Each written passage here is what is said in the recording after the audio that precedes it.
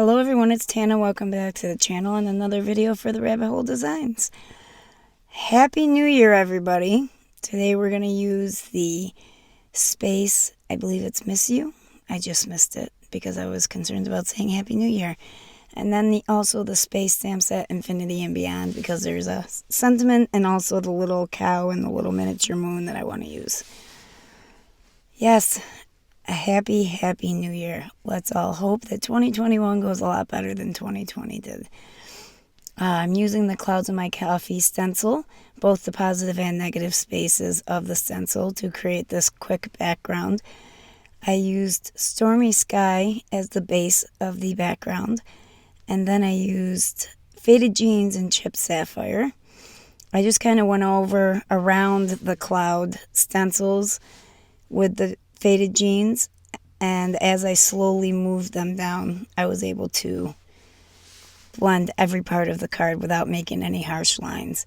And then I went around the edges with the Chipped Sapphire. This is not the most important part of the card, so I just wanted to do it quickly, but I wanted it to look nice.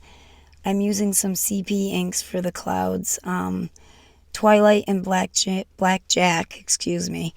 But it turned out a little dark, so I'm going to go back over the gray on the clouds with my Stormy Sky Oxide again. And that kind of mutes out the gray on the clouds a little bit because I wanted this to be more of a nighttime sky type of deal. So now I'm going to take that little astronaut ripping through the space-time continuum. That's how I see him when I look at him. And I'm just going to color his ripped skyline, or it looks like ripped paper, but I mean it can be anything you want it to be, really, and for us it's going to be a rip through space and time. I'm using Copic markers B69 and B66, really simple coloring here. I colored 2 with the astronaut left in, and then 2 with the astronaut cut out of it, and his little hands that hung over the edge, I just drew a line straight over those so it looked like it was part of the tearing on the ones where I cut him out, and then you can't even tell that he was there. I only ended up using 1 without the astronaut though. So after they are all colored and fussy cut out, I traced on the inside of the cutout circle where I wanted them to go on the Slimline background. And now I'm cutting out my acetate to put that behind all my cutout circles. And if you haven't guessed by now, we are making a shaker card, and I was going to do a galaxy background behind the cloud background for the shaker backgrounds. It just seemed like a lot of work for 3 small circles, and so I decided to go with some pattern paper, which I don't use that often. And I have this really cool looking night sky with stars, and that's what we're going to use. I cleaned off all my acetate front and back with a rag and some hand sanitizer just to get all the dust and everything off of it. And now we're going to glue our astronauts and our hole, the third one, into place. I don't even know what to call it when the astronaut's not in it. And I am just taping with double-sided adhesive our star background onto a thicker piece of cardstock because he's going to be glued onto the back of the front panel, and it'll already have all its shaker bits and everything else inside of it. So I wanted something a little sturdy than just paper. A little sturdier. I'm sorry. I'm going a little nuts here.